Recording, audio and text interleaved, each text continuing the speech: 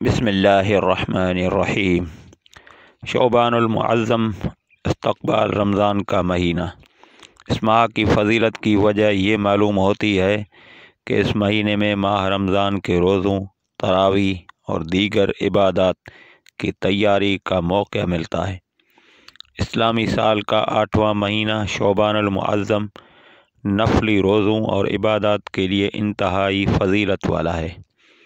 اس ماہ کی فضیلت کی وجہ یہ معلوم ہوتی ہے کہ اس مہینے میں ماہ رمضان کے روزوں، تراویح اور دیگر عبادات کی تیاری کا موقع ملتا ہے۔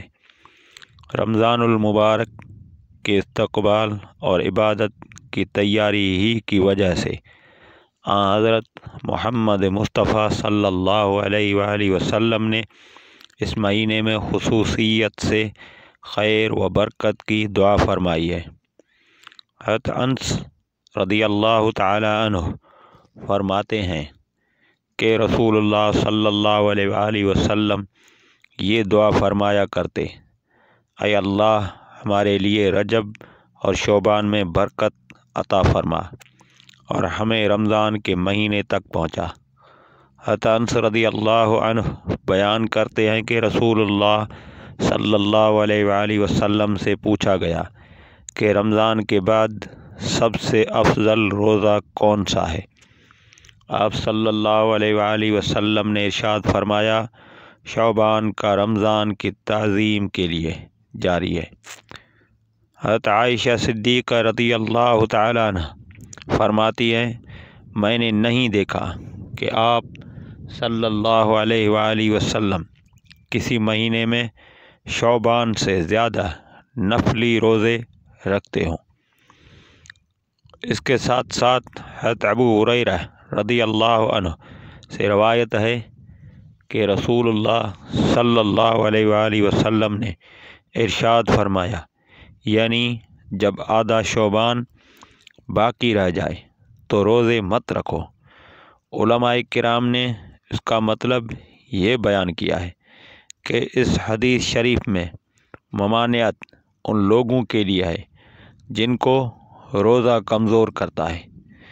ایسے لوگوں کو یہ حکم دیا گیا کہ نصف شعبان کے بعد روزے مت رکھو، بلکہ کھاؤ پیو اور طاقت حاصل کرو تاکہ رمضان المبارک کے روزے قوت کے ساتھ رکھے جا سکیں اور تراویح و دیگر عبادات نشاط کے ساتھ انجام دے جا سکے، جبکہ امت میں ایسے لوگ جو کہ طاقت رکھتے ہیں اور شعبان المعظم کے نفلی روزے ان کو کمزور نہیں کرتے، وہ نصف شعبان کے بعد بھی نفلی روزے رکھ سکتے ہیں۔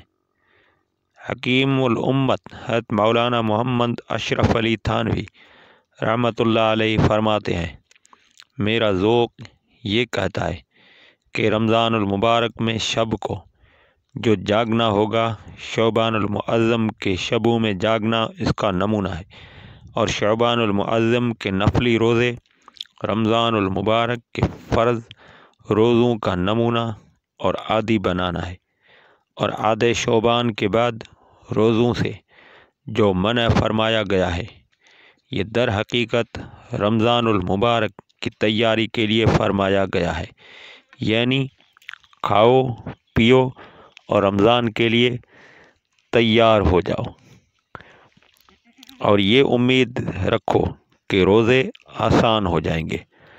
حضرت عائشہ صدیقہ رضی اللہ تعالی عنہ فرماتی ہیں: میں نے ایک رات نبی کریم صلی اللہ علیہ وآلہ وسلم کو اپنے بستر پر نہ پایا تو میں آپ صلی اللہ علیہ وآلہ وسلم کی تلاش میں نکلی۔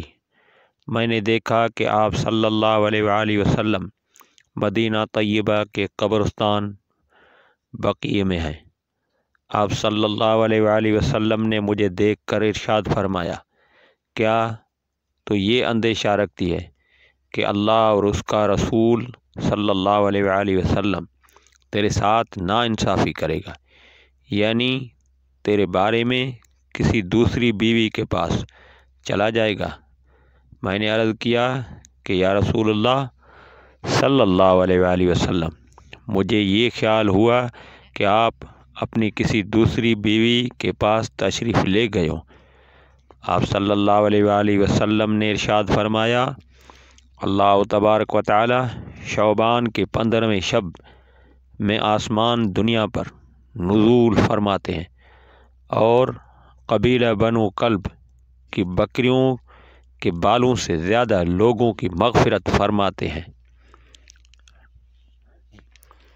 قبیلہ بنو کلب عرب کا ایک مشہور قبیلہ تھا جس کے پاس عرب کے تمام قبائل سے زیادہ بکریاں تھیں۔